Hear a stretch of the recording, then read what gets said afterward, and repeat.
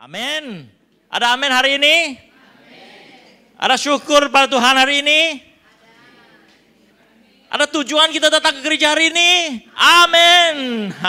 Katakan kepada orang di sebelah kiri dan kanan kamu, kamulah berkat saya. Kenapa? Karena mereka akan berkati kamu nanti ya. Amin. Betul? Amin. Nanti kalau tidak terima berkat, cari pastor. Kita ingin menjadi berkat pada manusia di dunia ini. Amin. Seperti Tuhan yang menjadi berkat untuk kita semua. Amin. Oleh itu hari ini kita sangat bersyukur karena Easter ya, arah 3 minggu dari sekarang ya, Easter. Di mana Tuhan Yesus datang ke dunia ini untuk mati di kayu salib. Tapi bukan hanya mati tapi dibangkitkan semula. Amin. Inilah yang paling menakjubkan bagi kita semua. Tuhan sendiri datang ke dunia ini. Oleh itu pada hari ini kita akan prepare ke dalam Easter celebration, ke dalam Paskah, hari Paskah, supaya kita kenali kembali kenapa saya berada di gereja ini. Amin. Kenapa saya percaya pada Tuhan? Dan kenapa Tuhan itu Tuhan Yesus, ya, bukan Tuhan apa, Tuhan ini, Tuhan siapa nama, tapi Tuhan Yesus. Amin. Oleh itu pada hari ini kita harus kembali ya untuk pertanyaan sebegini dalam kehidupan kita. Oleh itu untuk setahun ya, mungkin kita sibuk sangat dalam pekerjaan, dalam menjalani keluarga, dalam semua perkara. Student sibuk dalam exam, belajar bersungguh-sungguh. Masa inilah untuk kita reset dalam pikiran kita. Bukan hari Christmas saja kita reset, tapi hari Easter juga penting untuk kita reset. Kenapa? Kenapa saya percaya pada Tuhan? Amin. Oleh itu pada hari ini juga untuk kita yang berada di gereja, setiap hari kita juga sibuk. Hari Isnin tambah hari Sabtu, hari Ahad lah untuk kita reset kembali pikiran kita. Kenapa kita sibuk sangat di dunia ini? Untuk apa? Kalau kita reset pada hari Minggu, kita mempunyai tujuan ya, amin. Kita akan tahu hari Isnin bukan kita hidup untuk kita sendiri saja. Untuk kita bekerja, hidup bekerja. Untuk apa? Nah, aku dah 51 tahun dah. Aku bertanya-tanya, wih Tuhan kenapa aku bekerja? Untuk apa? Untuk anak-anak saya? Cukuplah mereka dah besar, ya, mereka berdikari, akan berdikari. Lepas itu buat apa? Kalau kita tidak ada Tuhan, itulah pandangan yang sangat gelap. Kenapa? Tapi kalau kita mempunyai Tuhan dan tujuan di hidup, kita tahu kehidupan kita bukan jalan-jalan bekerja, tapi mempunyai tujuan dalam Tuhan. Amin. Oleh itu pada hari ini kita reset kita punya mind untuk melakukan, untuk melihat kembali kehidupan kita. Soalnya hari ini sangat bersyukur karena gereja kita menyediakan kita kepada Easter dengan satu pertanyaan, yaitu pertanyaan besar Paskah. Slide-nya, pertanyaan besar. Ya, adakah slide? Prepare? Ya, pertanyaan besar. Paskah. Kenapa Paskah? Apa itu pertanyaan besar? So kita akan lihat mulai hari ini, minggu yang akan datang, dan pada hari Easter tentang kepercayaan kita sebagai Kristen. Oke, pertanyaan besar ini sangat penting untuk kita semua. Kerana kalau kita tidak tanya apa yang relevan, kehidupan kita tidak relevan. Betul? Kita harus tanya perkataan yang relevan. Adakah itu Tuhan nyata? Adakah itu Tuhan nyata dalam kehidupan kita? Adakah Tuhan itu nyata bukan hanya dalam pikiran kita, tapi nyata secara relevan dalam kehidupan kita? Inilah persoalan yang besar pada hari ini. Pertanyaan besar Paskah. Kita akan lihat firman Tuhan yang dinyatakan dalam Roma, ya. Saya tidak akan baca Mazmur, kamu akan dalam rumah sendiri baca Mazmur 19 ayat 1 sampai 6, tapi kita akan perhatikan buku Roma 1 19 sampai 20 ya. Ini bacaan dari buku Roma. Boleh kita berdiri, setelah kita baca bersama-sama saya akan berdoa dan kita akan melihat apa yang Tuhan ingin sampaikan kepada kita. Haleluya. Tuhan kami bacakan dulu ya. Amin.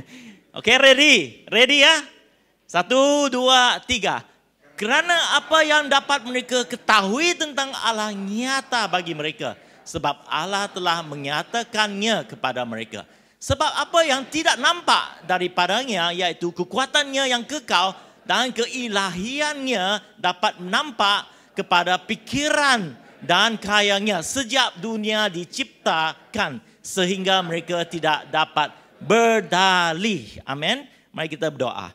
Tuhan kami serahkan masa ini, firman-Mu menyatakan kebenaran dalam kehidupan kami. Kami serahkan semua yang kami dengar supaya kami akan paham, supaya kami akan tahu kenyataan ini benar. Dan supaya kehidupan kita menjadi relevan di dunia ini kerana Engkau hidup sebagai Tuhan yang relevan. Kami pastikan hari ini kami akan tumpukan perhatian dan segala yang disampaikan. Pakailah hamba-Mu Tuhan untuk menyampaikan firman-Mu secara efektif. Dalam nama Yesus, Bapa dan Roh Kudus kami katakan amin. Amin. Silakan duduk. Amin. Roma. Buku Roma inilah satu buku yang sangat menyentuhkan hati saya. Sebab hari pertama saya ke gereja pengharapan, Pastor Dennis menyampaikan buku Roma. Nah, ini menyebabkan saya sangat convicted tentang kebenaran Tuhan. Nah, ini hari ini saya akan sampaikan juga message ini kepada kita. Kerana Roma sangat relevan, buku Roma sangat relevan pada kita semua. Oke? Yang kita bacakan tadi adalah tentang kenapa Tuhan nyata. Kenapa kita tahu Tuhan itu nyata. Sebelum itu, mari kita tanya perkataan. Kenapa orang tidak percaya Tuhan itu nyata? Pernahkah kita tanya soalan ini? Kenapa kalau saya dihidupkan sebagai orang Kristen, kenapa saya melihat banyak orang di dunia ini tidak mengamal sebagai orang percaya? Mungkin mereka beragama lain, mungkin mereka tidak beragama langsung. Pernahkah kita melihat orang yang tidak beragama langsung? Kalau mungkin pelajar-pelajar yang pergi ke universiti, mereka akan bertemu ya dengan lecturer-lecturer yang mereka, yang kita katakan pengajaran yang tinggi. Tapi mereka sampai mereka terlupa pada Tuhan. Mereka tidak tahu atau tidak ingin apa kaitan dengan Tuhan. Ya, kita akan lihat kenapa ini berlaku ya. Kenapa orang tidak percaya Tuhan itu nyata. Dan ini soalannya bukan hanya untuk orang Kristen juga. Tetapi juga orang yang beragama lain. Walaupun mereka percaya pada Tuhan. Tapi adakah itu Tuhan benar? Apa yang menyebabkan mereka tidak memilih Tuhan Yesus? Ya, kita akan lihat nanti. Oke, soalan yang pertama. Kenapa ada orang tidak percaya Tuhan itu nyata? Oke, satu halnya orang yang percaya kepada Tuhan tidak menunjukkan kesaksian hidup yang baik, betul? Oh, betul. Orang yang percaya, orang yang mengatakan aku orang Kristen, aku orang beragama, tidak menunjukkan kesaksian yang baik. Karena apa yang mereka lakukan sama saja dengan orang yang tidak beragama. Sama saja.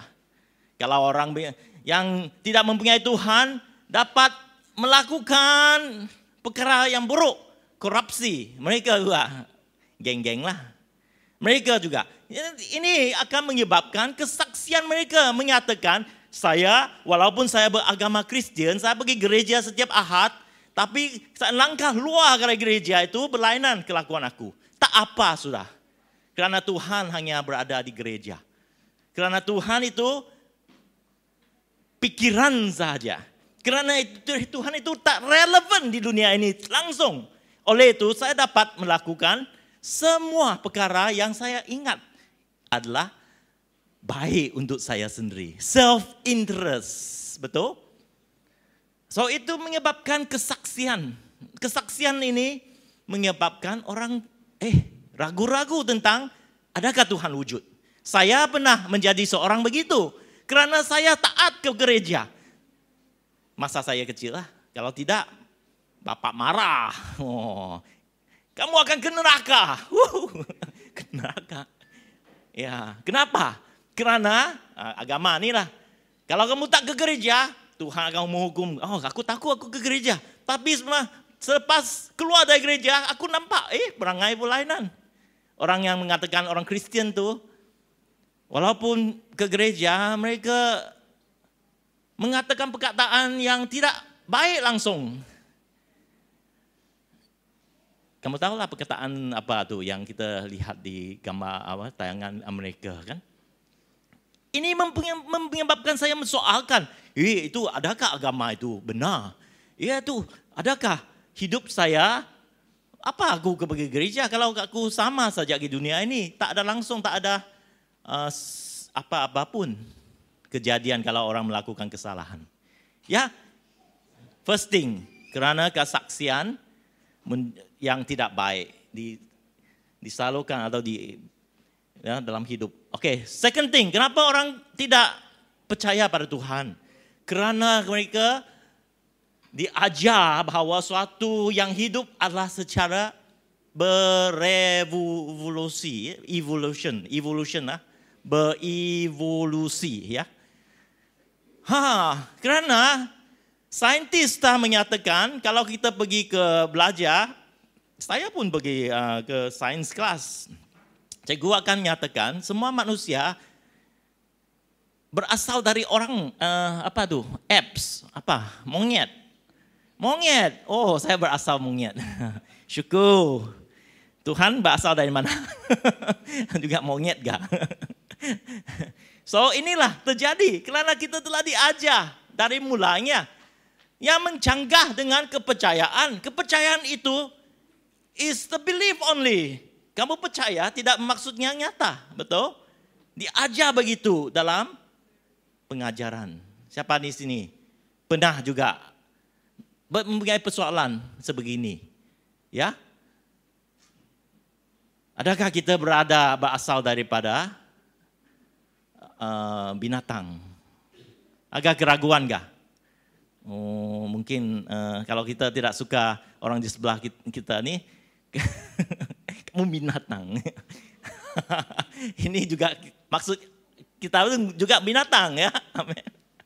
Tapi perangai ini, ya kita mungkin ada perangai seperti binatang. Apabila kita makan, seperti babi yang mau makan. Tapi itu tidak bermaksud sebenarnya kita berasal daripada. Tapi pengajaran inilah yang merupakan suatu yang bertentangan dengan keagamaan, bercanggah dengan kepercayaan orang Kristen, ya. Oke, apa juga berlaku? Karena adanya kejahatan dan ketidakadilan di dunia ini. Kenapa orang tidak percaya pada Tuhan? Inilah sebab yang paling besar. Tadi kita katakan kesaksian, tidak dengar tentang evolusi, tapi ini pertanyaan yang paling besar, kenapa orang tidak percaya pada Tuhan? Karena mereka melihat, memerhatikan banyak kejahatan dan ketidakadilan yang terjadi di dunia ini, termasuk terhadap orang Kristen, terhadap semua manusia, sampai mereka menanya, kalau Tuhan itu baik, kalau Tuhan itu benar, kenapa banyak kejahatan yang berlaku dan ketidakadilan? Terutamanya mereka menanya kepada orang Kristen, karena orang Kristen mengatakan Tuhan itu apa? Baik. Tuhan itu baik. Kalau agama lain tidak apa. Agama lain itu tidak langsung tak relevan. Karena mereka katakan agama itu Tuhan ya seperti tidak relevan dalam dunia ini. Tuhan duduk itu saja meneliti dan mungkin tidak meneliti dunia ini. Dan biar dunia ini wujud saja. Keadilan, ketidakadilan dan kejahatan yang ada di dunia ini. Yang menyebabkan banyak lari daripada keagamaan. Saya rasa di sini juga ada pertanyaan begitu. Mungkin satu hari kamu akan bertanya, kenapa hidup aku tidak adil? Kenapa cikgu yang saya suka ini tidak bagi saya makan yang bagus? Walaupun saya berusaha, ini tidak adil. Ini masalah Tuhan nih. Karena saya blame cikgu pun tak ada masalah. Saya blame ibu bapak, bukan, ini mereka salah. Saya haruslah blame Tuhan. Saya tidak akan blame saya sendiri, betul? Ini manusia lah, manusia. Ultimately kita akan katakan tidak ada Tuhan. Tuhan tidak relevan. Kalau kita tidak jaga hati kita tentang apa yang kita percaya. So saya akan coba ya menerangkan kenapa kita percaya pada Tuhan. Kamu akan lihat ketiga-tiga ini juga beraksi dalam kepercayaan kita. Oke, next slide.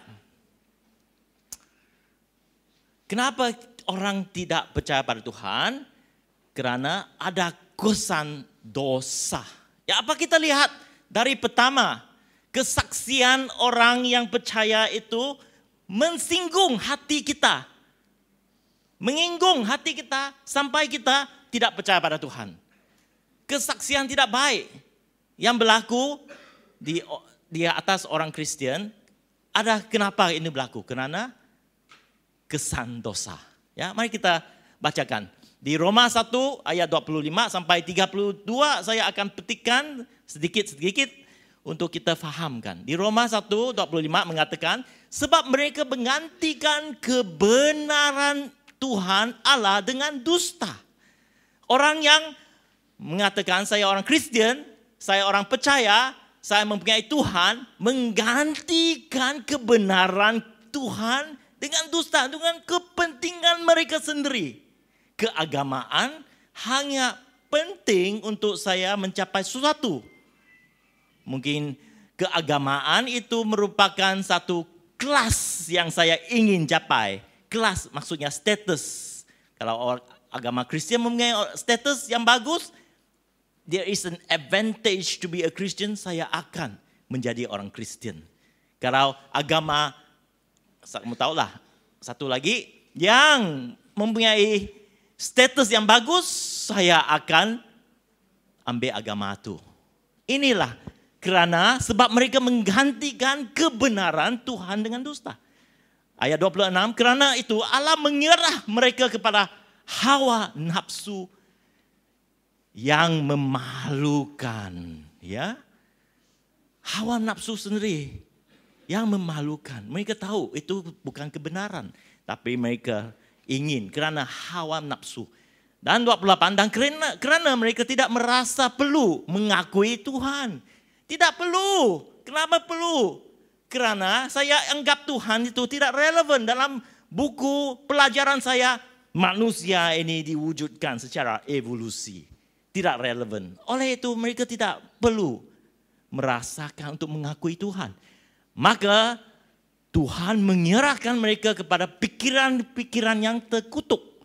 Tuhan yang menyerahkan. Karena mereka telah menjadi enam terhadap Tuhan.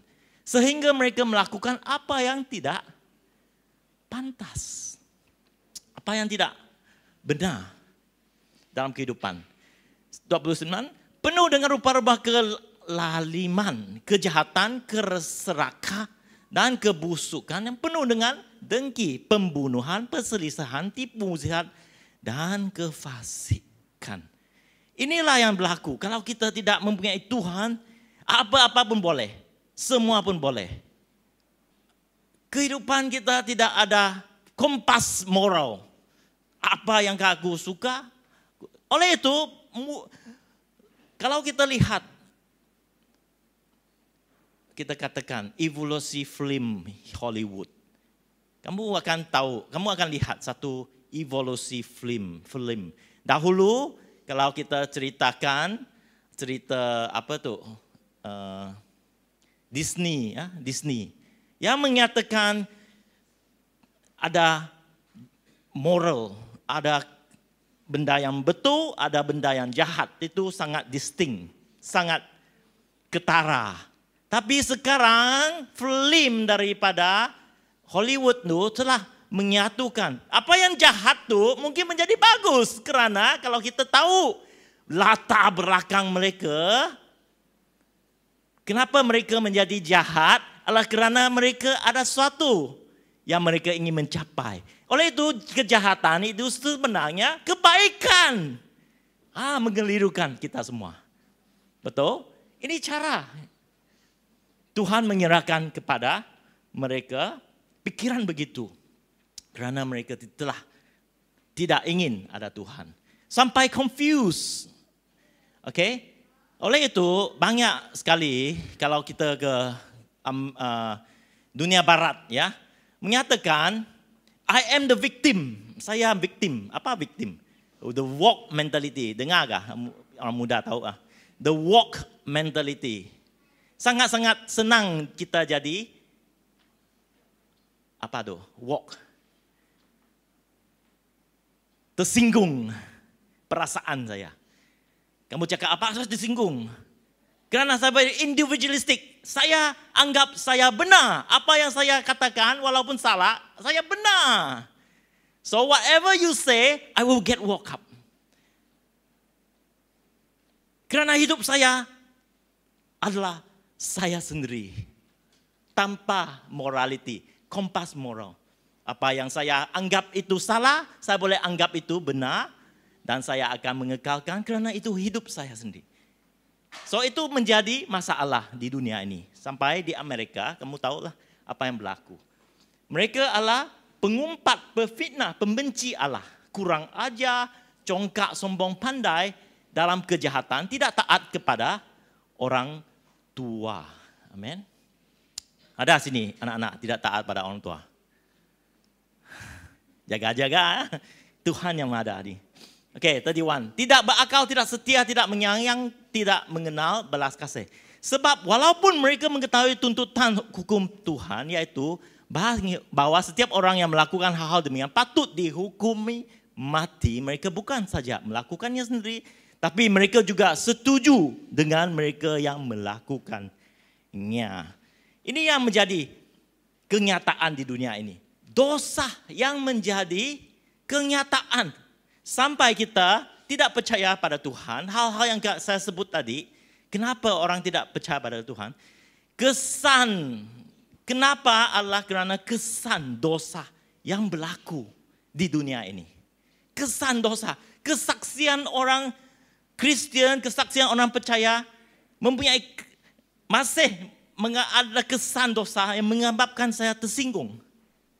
Pelajaran evolusi adalah pelajaran yang datang daripada pikiran sendiri. Dari dosa. Kerana tidak percaya pada Tuhan. Menyebabkan saya juga tak percaya pada Tuhan. Ketidakadilan, kejahatan. Ini datang daripada dosa. Menyebabkan saya juga tidak percaya pada Tuhan. Oleh itu dosa adalah benda yang terjadi di dunia ini. Firman Tuhan menyatakan. Dari mulanya manusia dicipta untuk dunia ini. Tetapi apa yang berlaku? Ketidaktaatan mereka terhadap Tuhan. Malah mereka telah diusirkan keluar daripada tempat Tuhan. Dan sebab itu ketaatan itu adalah dosa yang menyebabkan manusia pada hari ini. Dan hari ini kita mempunyai juga kesan-kesan dosa yang berlaku. Okey, kita akan lihat. Kenapa orang percaya Tuhan itu nyata?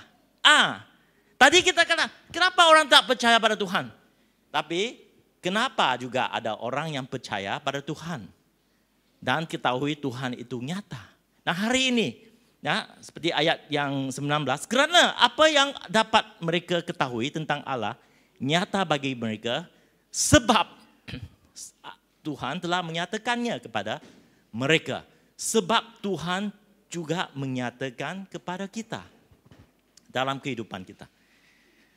Tadi kita dengar kenapa orang tak percaya. Kita juga akan dengar kenapa orang percaya pada Tuhan. Oke, apa? Kenapa? Oke, first. Sama juga. Karena ada kesaksian hidup yang baik tentang Tuhan. Ada juga kesaksian hidup yang baik. Betul? Bukan kita dengar, kesaksian orang Kristen, kesaksian orang beragama tidak baik. Juga ada kesaksian yang baik. There is two sides to the coin. Ada dua muka di satu shilling ya. Ada kesaksian tak baik, tapi juga ada kesaksian yang baik. Dan hari ini kita harus menjadi kesaksian yang baik. That is the point. Kerana pilihan adalah atas kehidupan kita. Kita tahu kesannya adalah dosa. Kenapa banyak orang yang percaya tapi tidak melakukan sebenarnya dalam kehidupannya kesaksian yang bagus kerana dosa. Oleh itu, kalau kita kenali dosa itu kesannya, kita harus mengekalkan kesaksian yang baik. Dan putuskan atau lepaskan dosa daripada kehidupan kita. Pada hari ini saya ingin mendorong kita menjadi kesaksian yang baik. Supaya orang di dunia ini ketahui adanya Tuhan. Tuhan mengatakan kasih yang ada di umat-umatnya akan menjadi kesaksian kepada mereka yang tidak percaya bahawa Tuhan adalah baik. Amin. Kasih dari umat-umat Tuhan. Hari ini lihat pada orang di sebelah kiri dan kanan kamu. Kamu tanya mereka, kamu ada kasih Tuhan kah? Kamu ada kasih Tuhan kah? Kasih itu akan menghancurkan dosa. Kerana Tuhan mengatakan kasih itu, kalau kita mempunyai kasih, kita tidak ada ketakutan. Amin. Orang yang mempunyai kasih tidak ada ketakutan tentang apa yang mereka lakukan akan menyakiti orang kerana mereka melakukan dengan kasih. Oleh itu, kasih itu adalah benar. Kesaksian seorang Kristen mesti mempunyai kasih. Hari Easter, kita ingin menunjukkan ini adalah masa kesempatan untuk kita menjadi kesaksian yang baik dalam kehidupan kita. Oleh itu, next week ya, hari Easter, next week sebelum Easter kita ada program ya. Apa tuh? Bread of Life ya, Bread of Life. Kita akan agihkan roti cuma-cuma, cumi-cumi, cuma-cuma untuk mereka yang kita ingin bawa kepada Tuhan. Ya, karena roti itu sebenarnya roti itu murah saja, tapi hati kita untuk menunjuk kasih itu, kita mesti mempunyai alasan untuk kita ketukkan pintu lah. Kan? Untuk melawat orang, kalau orang di rumah sakit kita, melawat mereka, kita beli orange kah, apple kah untuk mereka. So, kita jangan pergi melawat orang dengan tangan kosong lah. Itu roti diberikan supaya kita mempunyai alasan. Dan kita mempunyai peluang ini untuk menyampaikan kasih Tuhan, menyatakan Tuhan adalah roti hidup dalam kepada semua manusia. Tuhan Yesus adalah roti hidup. Nah, roti hidup. Roti ini hidup kah? Bukan. Tapi firman Tuhan itu ada roti Tuhan. Amin. So kita boleh ambil peluang ini, terangkan. Baca firman Tuhan, menyatakan Tuhan ke dalam hidup mereka. Ini tujuan kita. Untuk sampaikan roti itu. Bukan hanya untuk beri, tapi ada tujuan di belakang. Ya. Menjadi satu kesaksian yang baik. Dan jika akan berdoa untuk mereka ya. I think some of you sudah dengar, ada yang kita pergi ke Vivacity tahun yang lalu untuk menyampaikan roti hidup. Lepas itu kita berdoa. Kesaksian dia selepas itu mereka memberi kesaksian kepada kami. Ada yang sampai menangis apabila mereka didoai. Kerana mereka tersentuh oleh doa. Dan mereka juga tahu itu rencana Tuhan yang sampaikan roti kepada mereka. So, sebenarnya Tuhan yang bekerja di belakangnya. Amin. Kita hanya sampaikan roti dan berdoa untuk mereka. Ini menjadi kesaksian yang baik. Bukan yang kita mempunyai kasih, tapi Tuhan yang mempunyai kasih. Dan Tuhan menggunakan kasih-Nya melalui kehidupan kita untuk mereka. Kita jadi kesaksian yang baik. Kita juga boleh menjadi kesaksian baik untuk keluarga kita, pekerja, our colleague, semuanya. Untuk berdoa, untuk menyatakan Shema kepada mereka. Supaya hidup mereka dapat at least, kalau mereka belum percaya pada Tuhan, at least mereka ada kedamaian sementara. Ini yang penting untuk kita tunjukkan. Mungkin pada satu hari mereka akan dapat kembali kepada Tuhan. Amin. Menjadi kesaksian. Oleh itu ia akan menyebabkan orang percaya pada Tuhan. Oke, kedua.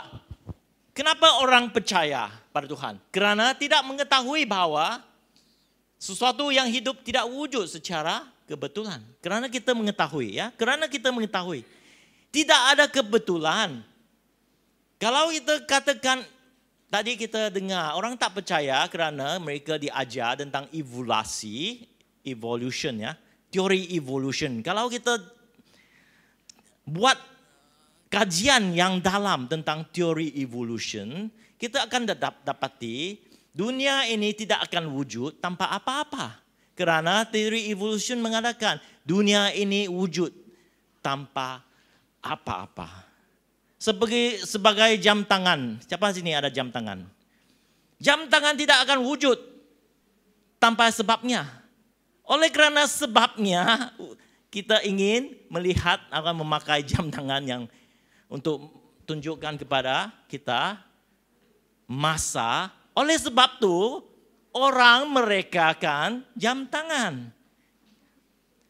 Manusia tidak akan wujud sebagai manusia. Monyet tidak akan wujud kalau tidak ada tujuannya.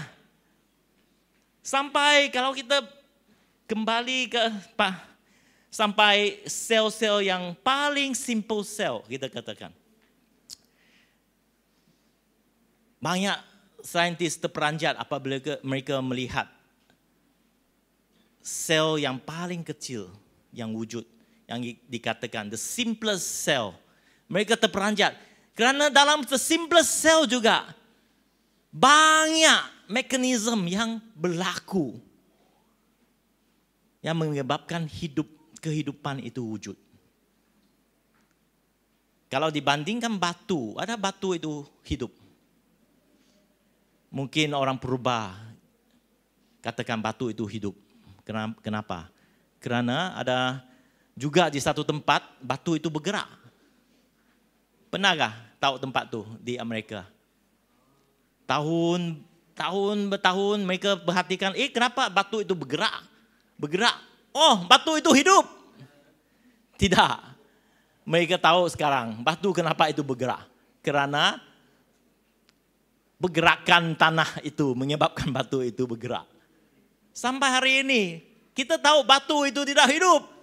Kalau batu yang tak hidup berletak bersama-sama atau di dalam satu explosion, dia tidak akan menjadi hidup. Seperti evolusi. Saintis tidak ada jawapan juga. Kenapa dunia ini wujud? Tanpa apa-apa. Kalau tanpa apa-apa, tidak ada apa-apa. Tidak ada juga. Kan? Nothing kosong itu campur satu jadi satu lah. Kosong darab kosong jadi kosong. Betul? Kosong darab apa pun jadi kosong. Itu yang dimaksudkan. Nothing is equal nothing. Tapi ini kajian saintis sampai mereka pun tahu sebenarnya ada Tuhan, ada. Tapi mereka tidak ingin mengaku. Kita tahu ada Tuhan. Kenapa manusia tidak serupa dengan binatang? Mungkin ada sedikit banyak. Tapi gayanya maksud tidak serupa dengan binatang. Kita tidak lihat anjing itu berdoa. Satu hari, kenapa anjing aku berdoa? Kepada siapa kamu berdoa? Mungkin, pernah gak kucing kamu bangun mau baca buku devosi? Miau, devosi. Tidak benar. Tidak ada wujud. Kalau ada wujud, tayangkan YouTube. Itu mungkin kebetulan saja. Ya, macam anjing itu tangkap foto, ya. TikTok itu kebetulan macam manusia. Oke. Tidak, oke? Karena kita memperhatikan, kita ada Tuhan, memang ada Tuhan. Oke, next slide. Kenapa orang percaya pada Tuhan? Karena kita memahami akhirnya adanya kebaikan dan keadilan. Mungkin di dunia ini kita tidak nampak ada keadilan. Mungkin dalam kehidupan kita tidak nampak ada keadilan. Biasa saya mengatakan, siapa yang mengetahui Tuhan Yesus, kamu akan pasti ada keadilan dalam kehidupan kamu. Amin. Karena Tuhan akan daripada apa yang kita katakan, rencana yang tidak baik dilakukan dalam kehidupan kamu. Tapi Tuhan akan mengubahkannya menjadi baik. Amin. Siapa yang mengatakan ini dalam firman Tuhan? Yusuf. Yang kita tahu, di mana dia dipenjarakan, di mana dia dikhianati oleh abang-abangnya, di mana dia menjadi banduan, di mana dia melakukan segala yang baik, tapi masih tidak dilepaskan dari banduannya. Kenapa? Ketidakadilannya terjadi di dalam kehidupan. Tapi ada masanya, katakan, ada masanya. Tuhan akan membawa kebaikan. Oleh itu Yusuf pada akhir kehidupannya menyatakan, walaupun rencana yang jahat dilakukan, tapi Tuhan akan menjadikannya kebaikan dalam hidup saya. Amin. Keadilan. Dan juga kalau kita lihat di firman Roma 2, ini yang dikatakan, Ia akan membalas setiap orang. Ia adalah Tuhan juga akan membalas setiap orang menurut perbuatannya. Yaitu hidup kekal kepada mereka yang dengan tekun membuat baik, mencari kemuliaan, kehormatan, dan tidak binasaan. Dan seterusnya, dia juga mengatakan, tetapi mereka yang mementingkan diri sendiri dan menolak Allah, supaya dapat melakukan kejahatan, akan ditimpa kemurkaan dan kemarahan Tuhan. Orang yang melakukan kejahatan akan menghadap hukuman Tuhan. Mungkin bukan hari ini, tapi hari yang akan datang. Dan Tuhan mengatakan kejahatan itu mereka akan ditimpahkan dalam api neraka selama-lamanya. Tidak ada no return, ya, no way to return. Karena apa yang mereka lakukan akan dihakimi Tuhan pada akhirnya. Tuhan menjadi keadilan. Tuhan adalah Tuhan yang adil. Sementara dia adalah Tuhan yang adil, dia juga adalah Tuhan yang mengasihi. Amin. Oleh pada hari ini kita melihat, mungkin ya sebagai orang percaya, kamu juga experience. Oh, kerana saya percaya pada Tuhan. Oh, kerana kesaksian. Oh, kerana saya perhatikan tentunya ada Tuhan. Ya. Oh, saya percaya pada Tuhan kerana saya pasti ada keadilan dan kebaikan di dunia ini juga. Walaupun mungkin belum saya lihat hari ini, tapi saya pasti ia akan berlaku. Oleh itu saya percaya pada Tuhan.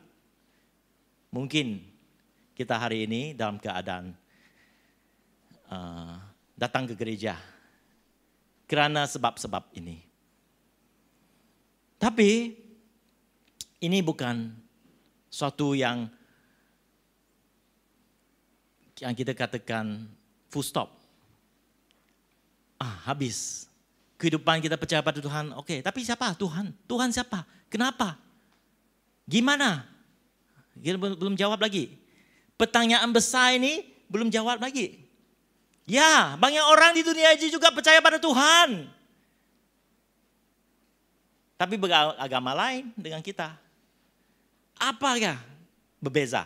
Tadi kita dengar orang tak percaya pada Tuhan karena sebab dosa itu yang berkesan di dalam dunia ini. Lepas itu kita melihat sebenarnya ada juga orang percaya pada Tuhan karena mereka mempunyai iman terhadap Tuhan.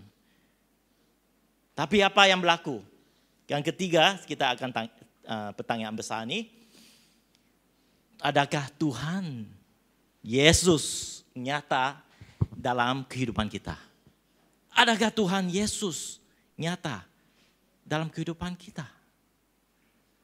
Ya Tuhan, saya percaya pada Tuhan. Tapi adakah Tuhan Yesus nyata?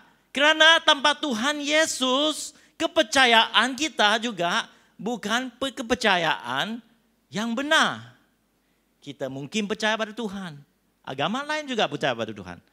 Tapi adakah Yesus itu? Ini pertanyaan. Kenapa Yesus? Ya kenapa Yesus? Kita akan lihat. Kenapa perlunya Yesus? Ya lihat. Next slide.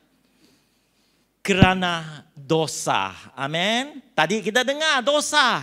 Ya dosa yang memisahkan manusia daripada Tuhan. Dosa yang menyebabkan manusia tidak percaya pada Tuhan. Walaupun manusia percaya pada Tuhan, tidak bermaksudnya manusia ada kebenaran dalam Tuhan. Ini berbezanya, kebenaran. Kenapa? Karena masih ada dosa. Dosa yang memisahkan manusia daripada Tuhan. Dan yang dikatakan di Efesius 1 ayat 7 sampai 8, sebab di dalam Dia dan oleh darahnya kita peroleh penebusan, yaitu pengampunan dosa menurut kekayaan kasih karunia-Nya yang dilimpahnya kepada kita dalam segala hikmat dan pengertian. Dia itu siapa? Dia itu adalah Yesus yang menebuskan dosa kita. Yesus yang menebuskan.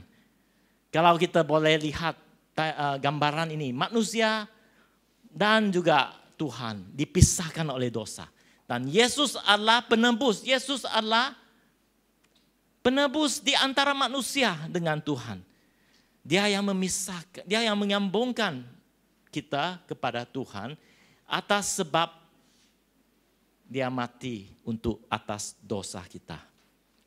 Seperti kita lihat, dengar tadi. Tuhan adalah Tuhan yang mengasihi dan juga Tuhan adalah Tuhan yang mengadili. Katakan kepada orang di sebelah kiri kanan.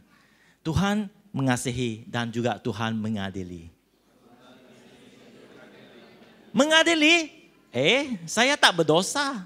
Mengadili saya. Tidak. Semua orang manusia hidup di dunia ini pasti berdosa. Pasti berdosa. Tidak ada orang yang dapat menyatakan saya tidak berdosa. Kerana apa yang kita lakukan kalau kita tidak mengikut Tuhan, pastinya berdosa. Rencana Tuhan itu rencana terbaik. Tapi siapa di sini dapat mengatakan, bila saya dilahirkan semasa saya budak, saya berada dalam rencana Tuhan sudah. Saya mengikuti Tuhan. Tidak ada. Mungkin kita belum kenal Tuhan. Mungkin kita kenal juga kita tidak mengikuti Tuhan. Cakap bohong, nakal. Siapa bapak-bapak, anak-anak kita tak pernah menjadi anak yang nakal. Semua anak-anak nakal, kan? Termasuk saya anak nakal. Termasuk kita. So ini semuanya karena dosa. Kalau Tuhan ingin datang ke dunia ini, sebelum kita kenal Dia, pasti kita akan diadili atas dosa. Yang seperti kita bacakan tadi di Roma ayat 2 tentang keadilan. Kita adalah orang berdosa. Dan apa yang berlaku? Tuhan telah memberi kita satu perancangan yang baik, yaitu Yesus datang untuk menebuskan dosa. Haruslah kita kembali, haruslah kita mengatakan, Tuhan Yesus, saya menerima Engkau sebagai Tuhan. Kalau kita tidak menerima Dia sebagai Tuhan, tidak mungkin Dia dapat menebuskan dosa kita. Biar saya ulangkan. Kalau kita tidak menerima Tuhan Yesus ke dalam hidup, tidak mungkin Dia dapat menebuskan dosa kita. Karena kita belum menerima penebusan itu. Saya datang kepada Tuhan karena conviction saya terhadap dosa saya atas buku Roma. Hari itu saya tahu saya mempunyai keinginan untuk menjadi Tuhan. Karena sebelum itu dalam hidup saya ada satu persoalan yang besar. Kenapa saya hidup di dunia ini? Saya sudah ada career, saya sudah ada katakan stability, semua menyatakan saya akan berjaya dalam hidup. Tapi saya masih mempunyai persoalan. Apakah sebenar tujuan hidup? Bekerja, kawin, beranak, lepas itu nunggu mati. Full stop. Ini menyebabkan saya tertanya-tanya dan melihat ke dalam diri saya. Dahulu saya pernah kenali Tuhan Yesus melalui agama tradisi bapak saya. Saya tahu, setiap kali saya pergi gereja, saya melihat rangkai. Yang rangkai ini dengan seorang yang di atas sana. Itu Yesus. Masih di dekat sana. Karena dosa kamu tengok. Adalah padri. Karena dosa kamu tengok Yesus disalib. Wah, dosa aku. Itulah saya, pada hari itu saya pun tanya, kenapa Yesus disalib? Apa itu dosa? Dan apabila saya memerhatikan kehidupan saya tahu saya bukan orang yang sempurna. Saya bukan orang yang sempurna. Pada hari itu apabila saya sampai ke gereja dan Pastor Dennis menyatakan pesanan dari buku Roma, saya tahu saya perlukan Tuhan Yesus seperti kita semua di sini. Oleh itu firman Tuhan menyatakan, Tuhan akan bersemuka dengan orang yang mempunyai hati yang remuk dan binasa. Hati yang remuk dan binasa itu bukan kerana kita kehilangan seorang saudara yang kita cintai, hati kita remuk dan binasa. Bukan kerana kita kehilangan dipecat, majikan kita mempunyai hati yang remuk dan binasa. Bukan kerana kita kehilangan rumah kerana kebakaran, kita mempunyai hati yang remuk dan binasa. Hati yang remuk dan binasa adalah orang yang mengenali kita akan mati tanpa kehidupan kekal. Kita adalah orang yang berdosa. Dan Tuhan akan menghakimi kita. Itulah hati yang remuk dan binasa. Saudara-saudari, saya ingin satu kepastian dalam kehidupan kita. Apabila kita tahu apa yang Tuhan berlaku. Seperti dahulu, seperti gambar ini.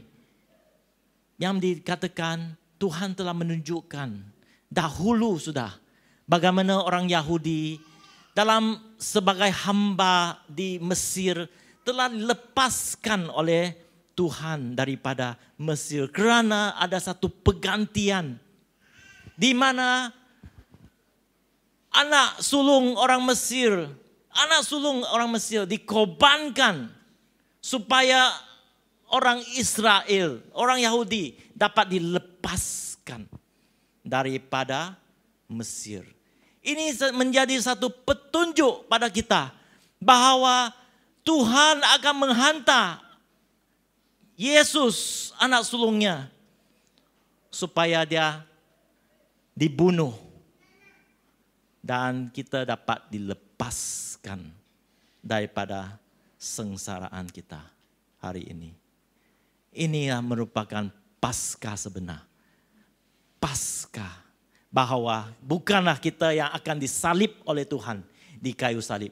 Tapi Yesus yang menebuskan dosa saya telah disalibkan atas dosa saya. Oleh itu hari ini saya menerima Yesus dan penebusan dia terhadap saya.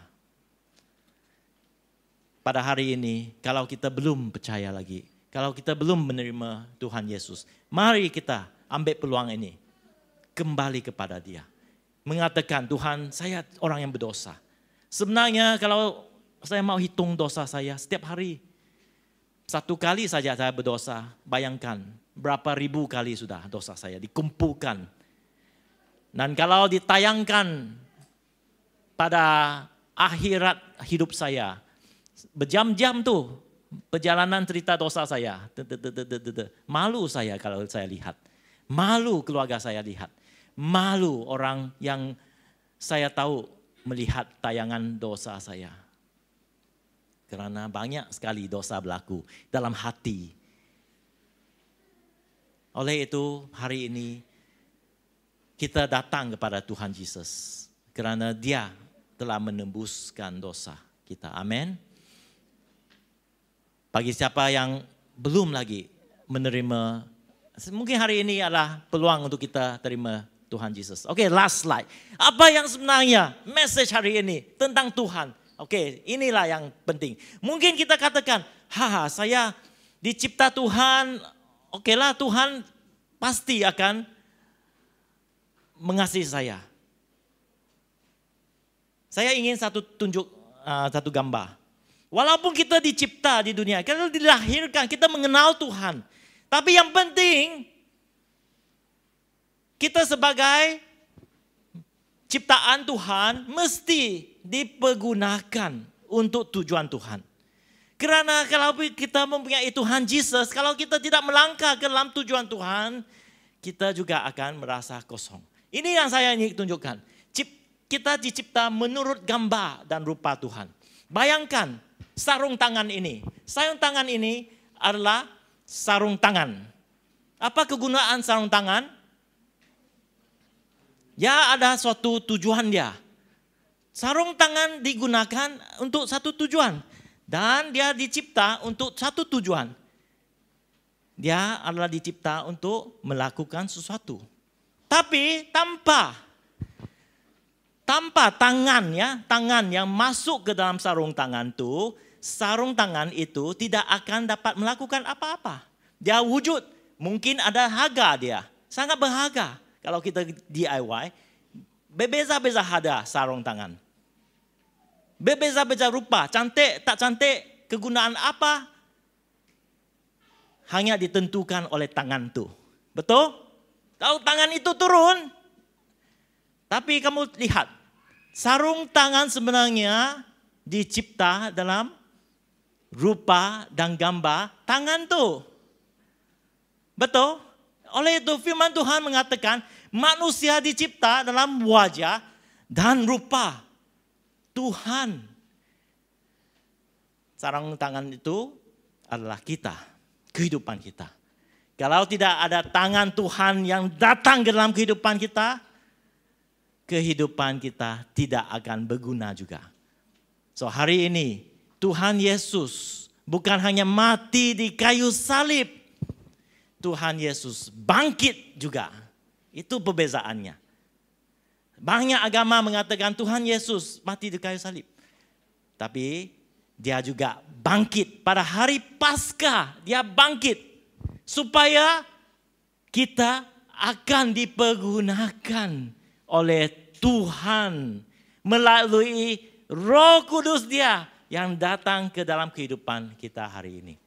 Kalau message saya hanya sampai ke salib, message itu tidak akan sempurna. Tapi message saya harus sampai kepada kita bahwa kita adalah ciptaan gambaran dan rupa Tuhan. Dan ada kebenarannya. Tuhan ingin memakai kehidupan kita untuk sesuatu yang luar biasa. Amin. Mari kita berdiri hari ini. Kita akan nyanyi lagu yang